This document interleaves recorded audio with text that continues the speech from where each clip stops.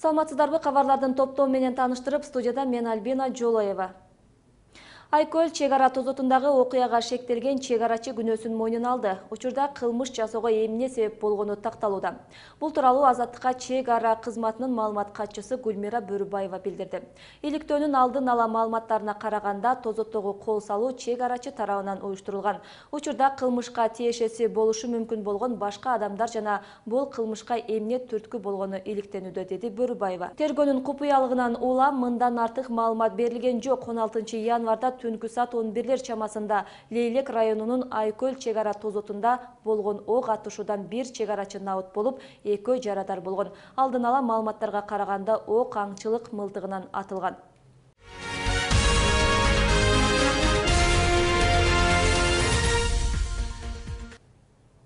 Кыргызстандыктарды Сириядагы согушка жөнөткөн жаран 4 жылга эркинен ажыратылды. Мындай чечим Жалал Абад облусуна караштуу Базар Коргон районунун сотунда 12 январда чыгарылган.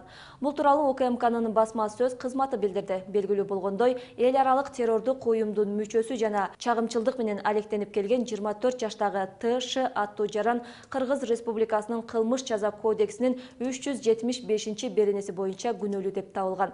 Эске сала кетсек, кармалган жаран Базар Коргон районунун аймагында идеологиялык таасирге калгандарды азгыруу жана согуштук аракеттерге катышуу үчүн кыргызстандык жарандарды Сирияга жөнөтүү менен активдүү алектенген. Буга чейин бир нече кишини Сирияга жөнөтүп, дагы 2 адамды ал жака жөнөтүүгө даярдап жатканы аныкталган.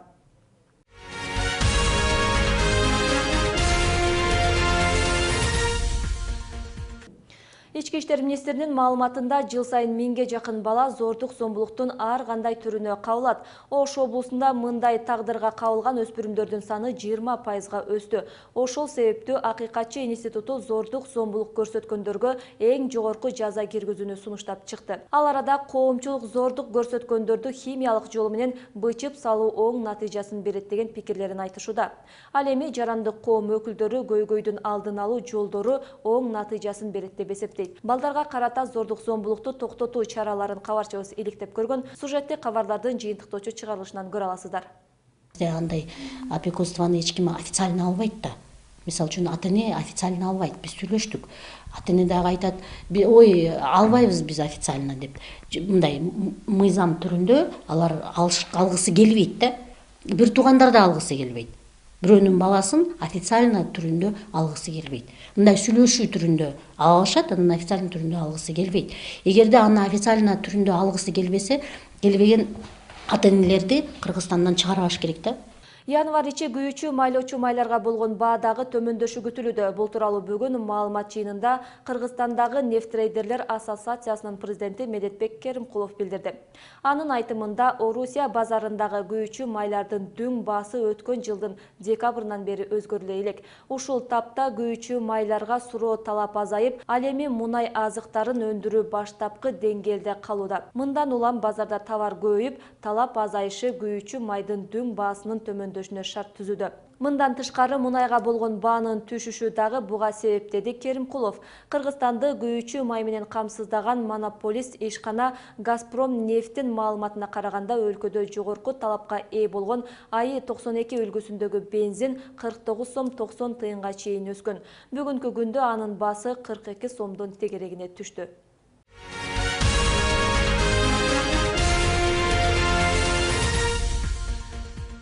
Ички иштер министринде кадрлык иргөө иштери жүрүп жатат. Бул тууралуу бүгүн Ош облустук ички иштер башкармалыгында өткөн ыкчам кеңешмеде айтылды. Маалыматка ылайык 2014-жылы өздүк курамадагы кызматтык тартипти бузуу 2013 жылга салыштырмалуу 29 учурга көп катталган. Ички иштер министринин орун басары Нурбай Касымбаевдин катышуусунда өткөн кеңешмеде негизги маселе катары коррупциялык көрүнүштөрдү болтурбоо жана алдын алуу каралды. Эске сала кетсек, өткөн жумада Ош милициянын полковниге пара алып жаткан жеринен кармалган. Нурбай Касымбаев күч кызматкерлери өз милдеттерин так аткара албай жатканынан улам мындай көрүнүштөр катталып жатат дейт. Буга кошумча кызматтык тартипти бузган кызматкерлердин үстүнөн иликтөө иштери алып барылсын жана керектүү чаралар колдонулуусун белгиледи.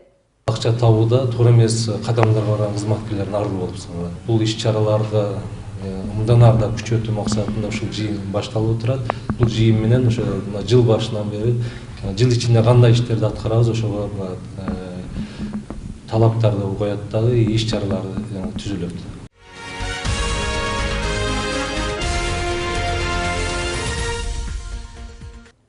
Улуттук банктын эсеби боюнча 1 АКШ доллары өткөн жылдын 19 январында 50 сом 9 тыйын болчу. Ушул тапта 59 сом 89 тыйынды түзүдү. Бул тууралуу Азаттыкка Улуттук банктын басма сөз кызматынын өкүлү Изати Шүкүралиева билдирди. Ал эми акча алмаштыруучу жайларда 1 доллар ушул тапта 60 сомдон жогору.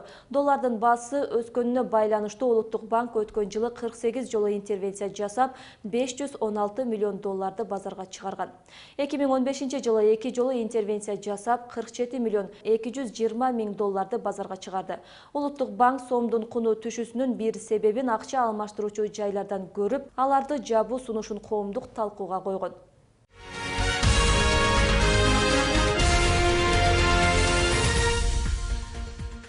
Баткен өрүгү Корей ишкерлери аркылуу экспортко чыгат. Бул туурасында Кореянын Кыргызстандагы элчиси Ким Чанг Гю Баткен облусунда болгон иш сапары учурунда билдирди. Ал Баткен шаарындагы кургатылган мөмө жемиштерди кайра иштетүүчү ишкананын абалын көрдү. Аталган ишкана каражаттын жетишсиздигинен улам учурда иштебей турат. Кайра иштетүү үчүн өрүк мөмөсүн фермерлерден жана жергиликтүү тургундардан өз убагында сатып алуу үчүн каражат болбогондуктан Баткен өрүгү кошуна Тажикстанга сатылууда. Корей элчисинин айтымында жакынкы аралыкта Баткендеги бул ишканага инвестиция салууну пландаштырууда. Эгерде каражат маселеси чечилсе, ишкана жылына 4 миллион тоннага чейин кургатылган мөмө жемиштерди чыпкалап чыгара алат. Учурда Баткен өрүгүн кореялык ишкерлер сатып алууну башташты. Бирок аз өлчөмдө. Мен бул сапарымдан кийин өрүктү сатып алуу мүмкүнчүлүктөрүн кеңейтүүнү максат кылдым.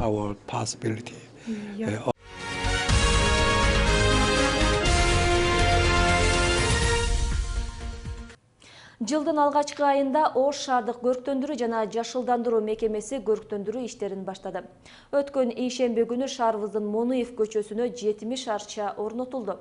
Иш-чарага жергиликтүү бийлик өкүлдөрү, шаар тургундары жана аксакалдар катышты. Шаарында өзүнүн статусуна ээ болуш үчүн түштүк борборубуз деп айтабыз, сыймыктана турган гүлдөгөн, көктөгөн шаар болуш үчүн ушу жылдан жылга ушу долбоорлордун санын да көбөйтүп атабыз. Мына бизде автоунаалар көбөйгөнүнө байланыштуу чаң, мындай выхлопной газдар деп атабыз, адам немесине зыян келтире турган, ден соолугуна. Ушунун адамга болгон таасирин азайтыш үчүн биз ушул бадалдарды, дарактарды көчөлөрдүн боюна эгүүнү максат кылдык. Соңку сааттарга алынган жаңылыктар менен тааныштыңыздар. Өлкөдө жана дүйнөдө болуп жаткан окуялар менен биздин сайттан жана радиодон да кабардар боло аласыздар. Ынтымак Чекит KG сайтына баш багып, Ынтымак радиосун 106.1 жыштыгында күзөтүүгө чакырам. Кечиңиздер көңүлдүү улансын.